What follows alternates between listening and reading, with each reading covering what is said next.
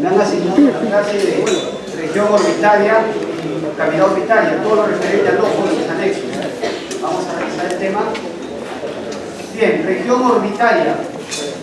Ya han hecho fosas nasales, ¿verdad? De cuanto a las regiones de los órganos de los sentidos, ya han revisado fosas nasales, es el único órgano del sentido que hasta ahora han revisado. Bien, vamos a ver la región orbitaria. La región orbitaria, correcto, a su vez comprende el estudio de tres regiones, en orden. La primera es la región de los párpados, llamada región palpebral o región blefárica. Región palpebral o región blefárica es la región de los párpados. Luego vamos a estudiar el aparato lacrimal, cómo circula la lágrima, dónde se produce, cómo se drena. Y finalmente vamos a estudiar la cavidad orbitaria y su contenido. ¿Ok? Empezamos con la primera, la región palpebral. La región palpebral o región blefárica es referente a los párpados, ¿correcto? Existe un párpado superior y un párpado inferior. Cada párpado está constituido por estas capas.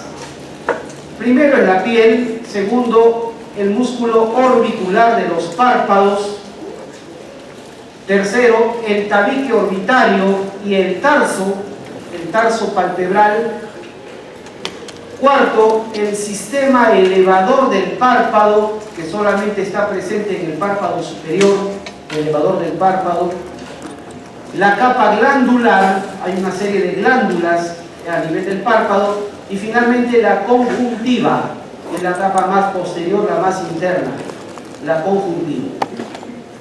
La piel en el párpado superior, nos interesa la sensibilidad. La sensibilidad de la piel del párpado superior está dado por estos nervios, todos ellos ramas del quinto uno, es decir, de la rama oftálmica del trigémino.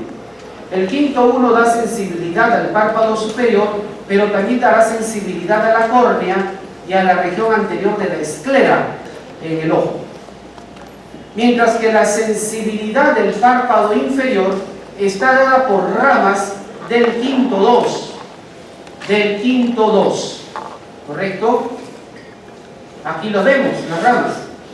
Del párpado superior, ramas del quinto 1, nervio supraorbitario, que aquí lo tienen, llamado también nervio frontal lateral o supraorbitario, nervio supratroclear también llamado frontal medial. Luego tenemos el nervio infratroclear, y aquí en la parte lateral, esta ramita, el nervio palpebral. Todos ellos ramas del quinto 1 van a dar sensibilidad al párpado superior. Al párpado inferior, ¿qué nervio le da sensibilidad? Este nervio que ven acá, el nervio infraorbitario, da una rama para el párpado inferior, y esta ramita de acá, el nervio cigomático facial, que va a inervar la parte lateral del párpado inferior, ambos ramas del quinto 2. El tejido celular subcutáneo en el párpado tiene escaso componente graso, tiene tejido areolar laxo con alta capacidad hidrofílica, es decir, con gran capacidad de retención de líquidos. Es por eso que, por ejemplo, diversas enfermedades se traducen a nivel de los párpados, como por ejemplo la acumulación de líquidos, el edema es la hinchazón o acumulación hídrica de los párpados, edema palpebral, ¿no? Para que ustedes tengan idea, por ejemplo, ¿cuál es la causa más frecuente de edema palpebral matutino? O sea, una persona que al amanecer amanece con los ojos hinchados, habitualmente, o sea, sin que se haya golpeado nada. ¿En qué pensamos primero? En una insuficiencia renal. Una insuficiencia de los riñones podría estar traduciendo, por ejemplo. Es clásico los edemas al amanecer, los edemas de párpados. Luego tenemos el orbicular de los párpados, este músculo orbicular de los párpados, que es un músculo de la mímica facial, ya lo conocen, cierra, su función es cerrar, ocluir La hendidura palpebral cierra la hendidura de los párpados. Está inervado, como todo músculo mímico, por el séptimo de los nervios craneales, el nervio facial. Y cada orbicular posee tres porciones. La porción orbitaria está apoyada sobre el hueso, sobre la cara anterior del hueso. La porción palpebral, que está sobre los propios párpados. Y hay una tercera porción lacrimal, que la vamos a ver más adelante. Es el músculo de Horner, llamada músculo de Horner, con H. Lo vamos a ver más adelante. Detrás del músculo orbicular aparece esta membrana blanquecina, ¿la ven? Esta membrana blanquecina, aquí arriba y aquí abajo. Este es el famoso tabique orbitario. Detrás del auricular, cuando ustedes levantan, van a ver una membrana blanquecina. Ese es el tabique orbitario. Tabique orbitario. Que en su borde, en el caso del tabique orbitario superior, en su borde inferior está el tarso. Esta estructura es el tarso superior. Y en el borde superior del tabique orbitario inferior está el tarso inferior. Es una membrana fibrosa insertada en todo el reborde orbitario. ¿Correcto? Aquí la vemos. Este es el tabique orbitario. Es una membrana fibrosa que está insertada en todo el reborde orbitario. ¿Correcto? Y presenta cerca a los bordes de los párpados un engrosamiento de tejido conectivo denso denominado tarso. Este es el tarso superior y este es el tarso inferior. Estos tarsos, junto con estos ligamentos que ves acá, los tarsos se fijan al borde externo y al borde interno de la órbita por los ligamentos tarsales o palpebrales, lateral y medial, respectivamente. ¿Okay? Estas estructuras contribuyen a dar apoyo a los párpados y a definir su forma, porque si no el párpado sería piel completamente arrugada, completamente flácida.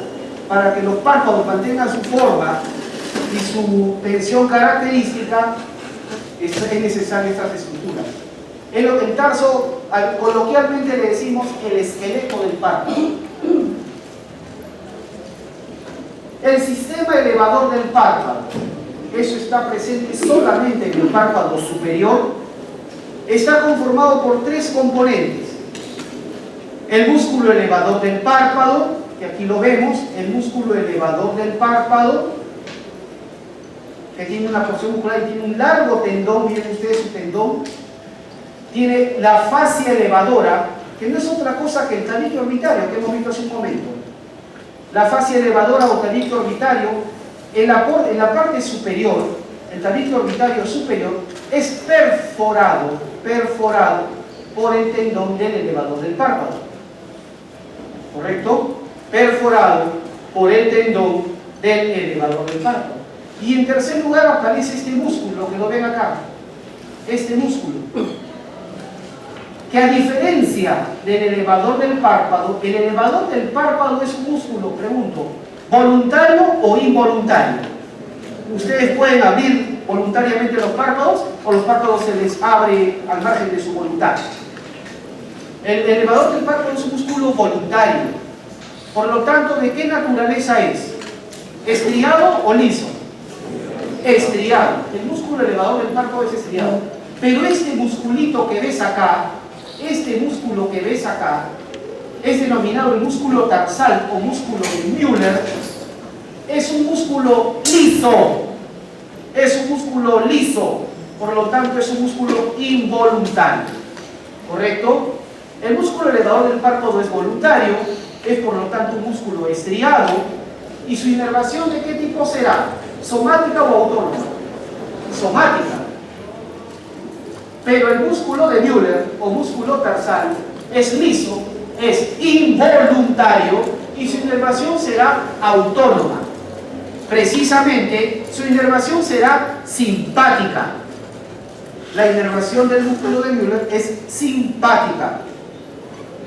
Por eso que la persona, cuando está en una situación de susto, de huida, de lucha, abre los párpados más de la cuenta, ¿no? O sea, abre mucho más los párpados por la contracción del músculo de Müller. ¿correcto? Que actúa solamente en situaciones de estrés, activado donde se activa el sistema simpático. Muy bien. Luego tenemos la capa glandular. Dentro del párpado tenemos una serie de glándulas. Vean ustedes, cada párpado tiene un borde libre, ¿lo ven? Tiene un borde libre. El párpado superior tiene un borde inferior y el párpado inferior tiene un borde superior, ¿correcto? Cada borde libre tiene un labio anterior y un labio posterior. Labio anterior y labio posterior. En el labio anterior encontramos estas glándulas, las glándulas ciliares. Las glándulas ciliares, porque se llaman así porque los cilios son las pestañas. Las pestañas están en el labio anterior, de los bordes libres, ¿correcto? De los bordes libres. Entonces, al lado de las pestañas están estas glándulas, las glándulas ciliares D6 y D-mol. Las glándulas D6 son glándulas sebáceas, mientras que las glándulas D-mol son glándulas sudoríparas, y se encuentran a nivel de la base de las pestañas, es decir, en el labio anterior del borde libre palpebral. A nivel del labio posterior, vemos un conducto, la desembocadura de un conducto, un largo conducto que viene desde la región posterior del tarso, ¿ven? Viene de la cara posterior del tarso. Sobre este conducto desembocan una serie de glándulas que se encuentran en el espesor, dentro del párpado, algunas de ellas dentro del tarso. Esas glándulas se denominan glándulas tarsales o glándulas de meibomio. Estas glándulas tarsales o glándulas de meibomio producen un fluido aceitoso, producen aceite, producen un líquido aceitoso que va a cubrir la córnea, constituyendo la capa lacrimal, ¿correcto? Es una capa aceitosa que evita la evaporación rápida de la lágrima. Si no, el ojo se secaría con mucha rapidez.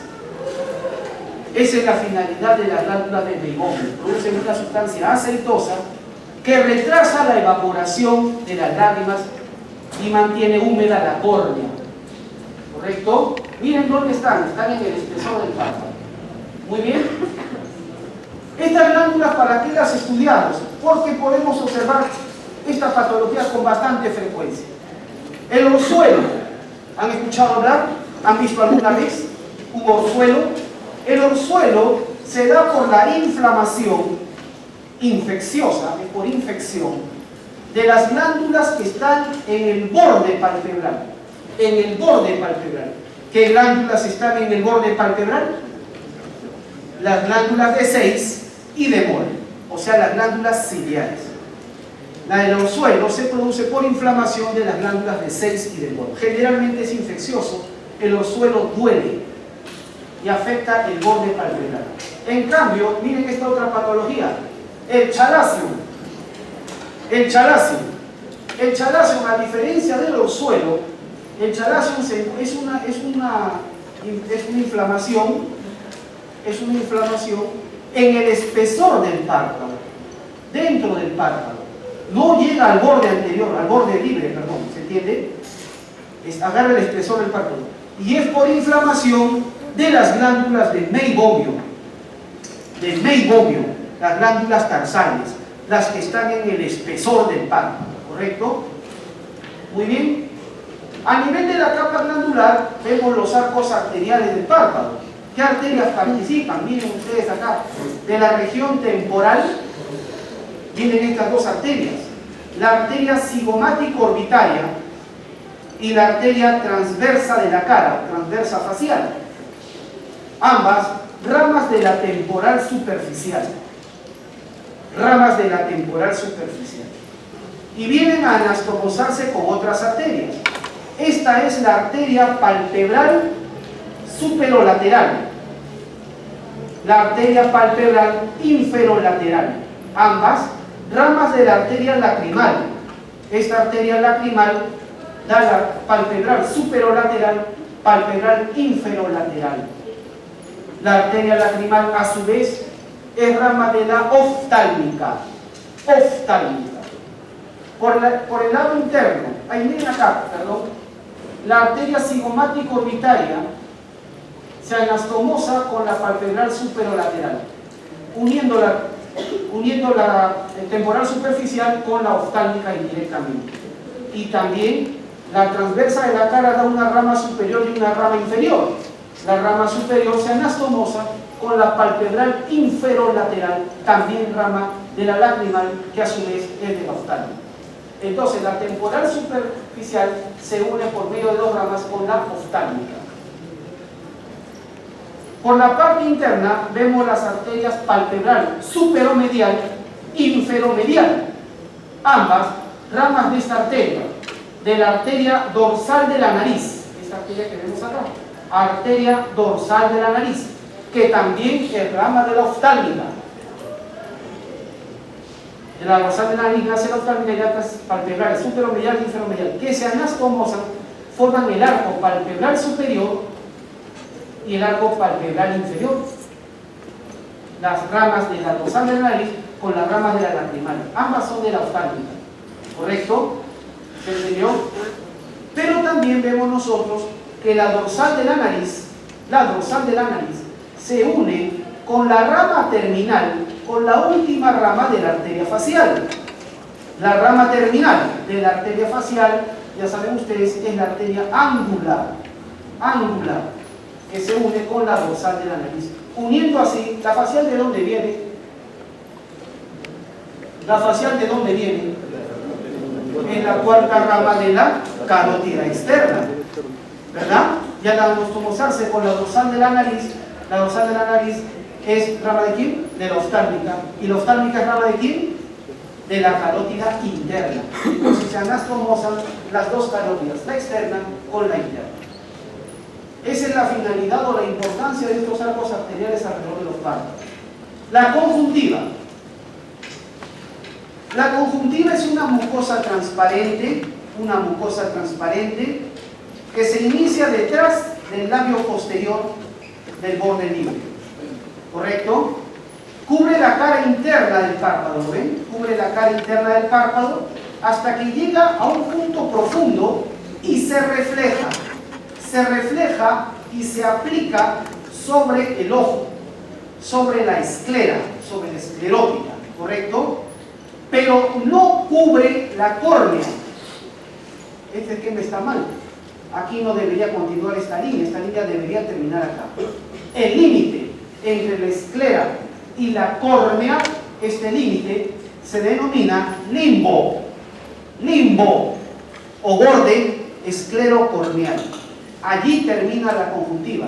La conjuntiva no cubre la córnea, cubre la cara interna del párpado, llega a la parte profunda, se refleja y se aplica sobre la esclera, terminando a nivel del limbo o del borde esclerocorneal, ¿correcto?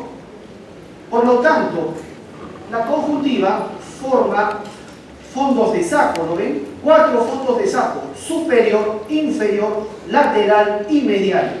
En ese orden los coloco porque en ese orden van de mayor a menor profundidad estos sacos. ¿Cuántas personas llegan a nuestra consulta, por ejemplo, porque le entró un cuerpo extraño al ojo? Y nosotros procedemos a revisarlo. Por ejemplo, personas que se les movió el lente de contacto y se le metió en uno de los sacos conjuntivales, ¿correcto? Entonces, ¿en qué orden vas a buscar el famoso lente de contacto que se metió del saco más profundo al menos profundo? ¿Cuál es el saco conjuntival más profundo? El superior, es el más profundo. Luego sigue el inferior, luego el lateral y finalmente el medial. En ese orden va la profundidad de los sacos conjuntivales, ¿correcto? La conjuntiva es una membrana cuya finalidad principal es facilitar los movimientos del ojo. Es un excelente medio que facilita los movimientos oculares. ¿Se entiende la idea? Y además, la conjuntiva está ricamente vascularizada. Y por ese motivo es que no hay conjuntiva sobre la córnea. porque la córnea no posee vasos sanguíneos. ¿Me dejo entender? Aquí lo vemos. ¿Ven? Aquí termina la conjuntiva. El mismo esfero. Ahí están los fondos de saco, ven ustedes. En el fornix medial, en el saco medial, lo que vamos a ver es estos dos detalles. Vamos a ver la carúncula lacrimal, ¿ven? La carúncula o la papila lacrimal, que en el interior contiene el saco lacrimal, vamos a ver qué es. Y este pliegue, que se llama el pliegue semilunar o pliegue lacrimal, que ayudan a la lubricación de las lágrimas. Muy bien. En la misma conjuntiva, microscópicamente también existen una serie de detalles. Por ejemplo, presentan glándulas productoras de mucina. Mucina es una suerte de como un moco líquido que facilita o evita la fricción entre estas capas. Es un moco líquido que evita la fricción entre estas capas. Son las cristas de Henle, las glándulas de Mans y las células caliciformes que están a nivel de los fornix. A nivel de los fornix están estas glándulas y producen mucina, que facilita el desplazamiento de la conjuntiva. Pero en la misma conjuntiva, pero que cubre la cara interna del párpado, en la conjuntiva que cubre la cara interna del párpado, hay unas glándulas microscópicas que son glándulas lacrimales accesorias, llamadas las glándulas de Krauss y las glándulas de Wolfing. Krauss y Wolfing son las glándulas lacrimales accesorias que producen lágrimas. ¿Dónde se ubican? En la cara posterior del párpado, en la conjuntiva. Ahí está una patología también bastante frecuente en las personas que tienen la mala costumbre de rascarse el ojo con lo que tienen a la mano, la conjuntivitis, la inflamación de la conjuntiva, ¿correcto? Y observen, la conjuntivitis pues totalmente rojo porque la conjuntiva es ricamente vascularizada, pero miren la córnea se pone roja. No se pone roja porque no hay conjuntiva sobre la córnea, ¿correcto? Si hubiera conjuntiva sobre la córnea también se pondría roja y el paciente vería todo rojo. ¿Me dejo entender? Entonces no es lo correcto. Miren a qué nivel puede llegar la infección. ¿Ok? Muy bien. Ya vimos todo lo referente a párpados, el aparato lacrimal. El aparato lacrimal está conformado por estas estructuras y esta es la secuencia en la que circulan las lágrimas, o en las que fluyen las lágrimas. Las lágrimas son producidas por las glándulas lacrimales, principal y accesorias. Puntos lacrimales que están en el y se van a drenar por todo este sistema. Se producen acá en las glándulas y se drenan por todo este sistema. Puntos lacrimales, ven acá, en el extremo interno, en el extremo medial de los párpados, ¿ven? Del borde libre de los párpados. Ustedes mismos se van a ver hoy día en la noche en su casa, en el espejo se van a ver ahí los puntos lacrimales porque son visibles macroscópicamente. Están en el extremo medial del borde libre palpebral. De cada punto lacrimal se origina un canalículo lacrimal. Luego se reúnen y un canalículo común que desemboca en el saco lacrimal. ¿Lo ven? En el saco lacrimal. Luego se origina el conducto lacrimonasal y este termina en el meato inferior de las fosas nasales. ¿Correcto? En el meato inferior. Esa es la secuencia.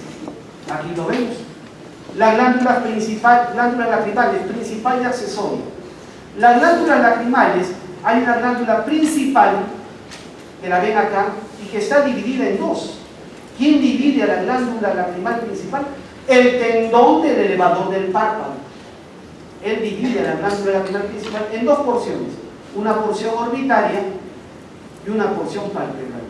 ¿Dónde está situada la glándula lacrimal? En el ángulo superoexterno de la cavidad orbitaria, en el ángulo superolateral. Es lo que llamamos la fosa lacrimal, el ángulo superexterno de la cavidad orbitaria. Y hay una porción palpebral que está detrás del párpado superior.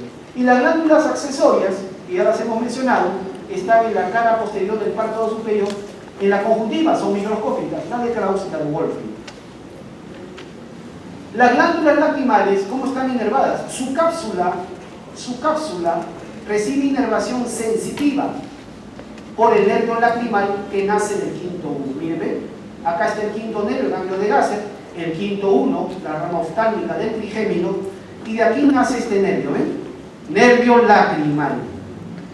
Función sensitiva. ¿Qué inerva? La cápsula de la glándula. ¿Correcto? Si hay un dolor en la glándula lacrimal, lo que duele no es la glándula, lo que duele es la cápsula. La cápsula. Porque es inervada sensitivamente por el nervio lacrimal del quinto. Pero la glándula propiamente dicha, la glándula recibe inervación autónoma. Autónoma. La glándula propiamente dicha recibe inervación parasimpática y simpática. La inervación parasimpática, esta es la secuencia. ¿Se acuerdan? Tronco encefálico, el núcleo lácrimo muconasal del componente visceromotor general parasimpático, como hicieron neuroanatomía. Este núcleo es el que va a originar fibras. Fibras que van, este núcleo a qué nervio craneal pertenece? Al séptimo nervio craneal. Y luego va a viajar por esta rama, que esta es la primera rama del facial. La primera rama del facial. El petroso superficial mayor. Algunos le dicen simplemente petroso mayor. ¿Correcto? Este nervio petroso superficial mayor va a integrar, se va a unir con otro nervio para formar el vidiano. ¿Correcto? El nervio vidiano. Y este nervio vidiano, que lo ven acá, este nervio vidiano, ¿correcto? Hasta aquí van fibras aferentes que van a llegar a este ganglio, al ganglio pterigopalatino o ganglio de Meckel. Aquí hay sinapsis. Por lo tanto, el nervio petroso superficial mayor y el nervio vidiano contienen fibras aferentes o preganglionares hacia el ganglio de Meckel. En el ganglio de Meckel ocurre la sinapsis. Y a partir del ganglio de Meckel, de aquí para acá, son fibras postganglionares o fibras eferentes del ganglio de Meckel, que viajan del ganglio de Meckel, salen, se integran nuevamente digamos, van a ir al quinto 2, van a ir por el nervio cigomático. Acá hay un error, no es quinto 1, es quinto 2, rama cigomática al quinto 2, el ramo comunicante y al nervio lacrimal. Las fibras postganglionares van a ir del ganglio de Meckel al ramo cigomático del quinto 2, al ramo comunicante y al nervio lacrimal, y así llegan a la glándula. ¿Me han entendido? Aquí está más esquematizado. ¿Cómo es la inervación parasimpática? Dijimos, se origina en el núcleo lácrimo muconasal, componente vísceromotor general del tronco encefálico, núcleo del séptimo nervio craneal. De él salen fibras aferentes, fibras preganglionares, que van a viajar por la primera rama del facial, que es el petroso mayor o petroso superficial mayor. Este nervio va a integrar el nervio del conducto pterigoideo. Este es el nervio vidiano, para hacer sinapsis en el ganglio pterigopalatino o ganglio de Meckel. Y de aquí salen las fibras postganglionares, pintadas acá de rojo, que van a integrarse a la rama cigomática, al nervio cigomático, que es el quinto 2, y de ahí por un ramo comunicante al nervio lacrimal, que es el quinto 1, y así llegar a la glándula. ¿Quedó claro? Muy bien. La inervación simpática, ¿cómo es? ¿Qué hace la inervación parasimpática? La inervación parasimpática estimula la secreción lacrimal, estimula la producción de lágrimas. El simpático hace lo opuesto, inhibe la secreción lacrimal. ¿Entiende? Tenemos que se origina en el ganglio cervical superior de la cadena simpática. ¿Se acuerdan? El ganglio fusiforme. De aquí sale por el plexo carotidio interno el nervio petroso profundo. Y este también se integra al nervio vidiano. Ya lo saben por fosa pterigomaxilar. ¿Qué nervios forman al nervio vidiano? El petroso superficial mayor y el petroso profundo. ¿Correcto? El petroso superficial mayor, que es aferente parasimpático, y el petroso profundo, que es aferente simpático. Los dos se unen para formar el nervio vidiano. El petroso profundo se origina del plexo carotídeo interno, nervio mediano. Hasta aquí son fibras todo esto son fibras postganglionales, todas. Porque ¿dónde está el ganglio? Acá, ganglio cervical superior. Todas las demás son fibras postganglionales y que van a llegar del ganglio, va a cruzar el ganglio de Meckel, no hace sinapsis en el ganglio de Meckel, va por la rama cigomática del quinto 2 al hierro, al ramo comunicante y al nervio lacrimal. Aquí lo ves también. Plexo simpático, plexo carotídeo interno. ¿Ven? Acá está el nervio mediano, formado por estos dos nervios, petroso mayor y petroso profundo. La fibra simpática solamente cruza el ganglio de Meckel y llega por la misma ruta hasta la glándula. Pero ¿dónde estaba la síntesis? En el ganglio fusiforme, en el ganglio cervical superior. Muy bien, finalmente entonces, delante del ojo, en la cara anterior del ojo, delante de la córnea y de la esclera, está lo que llamamos la película lacrimal. La córnea no está seca. La córnea tiene delante una película de líquido, una película lacrimal. Esa película lacrimal mide más o menos cerca de 9 micras, si sumas, 9 micras. Y está formada por 3 capas. La capa más externa es la capa lipídica. La capa más externa de la película lacrimal es la capa lipídica. ¿Quién la produce? Las glándulas del meibomio. Es una capa de aceite lipídica cuya finalidad es retrasar la evaporación de las lágrimas. La segunda capa es la más gruesa, miren ustedes, la más gruesa, espesor de 8 micras, la capa acuosa, o sea, agua. ¿Quién la produce? Las glándulas lacrimales, tanto las principales como las accesorias, todas las glándulas lacrimales. Líquido limpiador igual a las irregularidades de la superficie. Y la capa más profunda, la que está ya junto a la córnea, pegada a la córnea, es la capa de mucina, es decir, de moco. ¿Quién producía el moco? Las células caliciformes, ¿se acuerdan? Las glándulas de Mans, las criptas de Henle, que están en los formes. Estos forman la capa de mucina, cuya finalidad es darle estabilidad a la película lacrimal, que no se desprenda de la córnea, al que la película lacrimal se mantenga adherida a la córnea. ¿Correcto? Muy bien. Entonces, ya que conocen la producción de las lágrimas, ¿cómo drenan? Que les dije, puntos lacrimales, superior e inferior, que están en el extremo interno del borde libre de los párpados, canalículos lacrimales superior e inferior, se unen canalículo común, ¿correcto? Este canalículo común está rodeado por el músculo de Horner. El músculo de Horner es la porción orbitaria, ¿se acuerdan del orbicular de los párpados? Les dije que tenía 3 porciones. La más interna es el músculo orbicular, porción lacrimal, el orbicular o músculo de Horner. Aquí lo vemos mejor. Ahí está el músculo de Horner. ¿Correcto? Rodeando al canalículo común y en parte al saco lacrimal. Del canalículo común sigue el saco lacrimal. En la unión con el canalículo hay un pliegue de mucosa que se llama la válvula de Rosenmüller, cuya finalidad es evitar que las lágrimas regresen.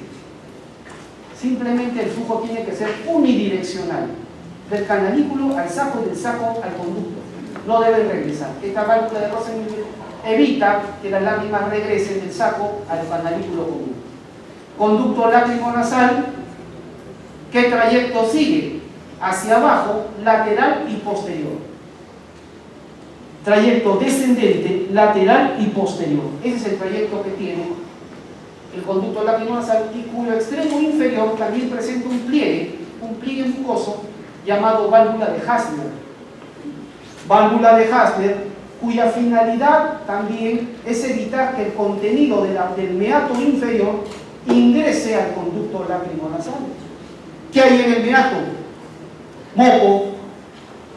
Y ese moco está infectado. No debe ingresar o subir o ascender por este conducto, sino producir una infección a nivel de la órbita.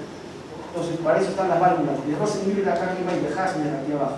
Y finalmente, como ya conocen, por fosas nasales, desemboca en el meato inferior. La cavidad orbitaria es el tercer y último componente, de la región. 2 cavidades óseas con forma de pirámide comunican el cráneo con la cara, forma de una pirámide cuadrangular. pero que la estamos viendo echada. Lo que vemos adelante es la base. Tiene una base cuadrangular, un vértice al fondo. ¿Ven el vértice? Está a nivel del agujero óptico. Este es el agujero óptico, ¿correcto? Y la base es el reborde orbitario. Reborde orbitario.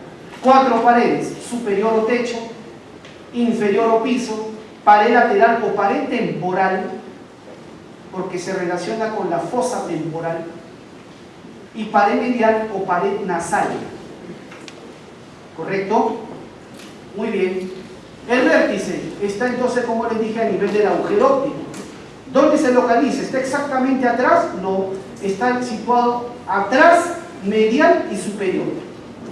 Por detrás, por dentro y por arriba. Ese es el eje de la fosa orbitaria. Se dirige hacia atrás, medial y superior. Por este agujero pasan el nervio óptico, el segundo nervio craneal y la arteria oftálmica. ¿Correcto?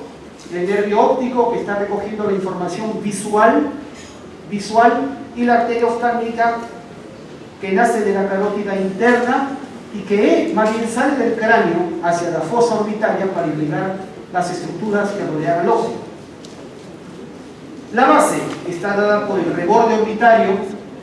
La base está dada por el reborde orbitario y está conformada por 4 huesos. La base, solamente el reborde, 4 huesos. El frontal aquí arriba, el malar o cigomático, el maxilar y el unguis o lacrimal.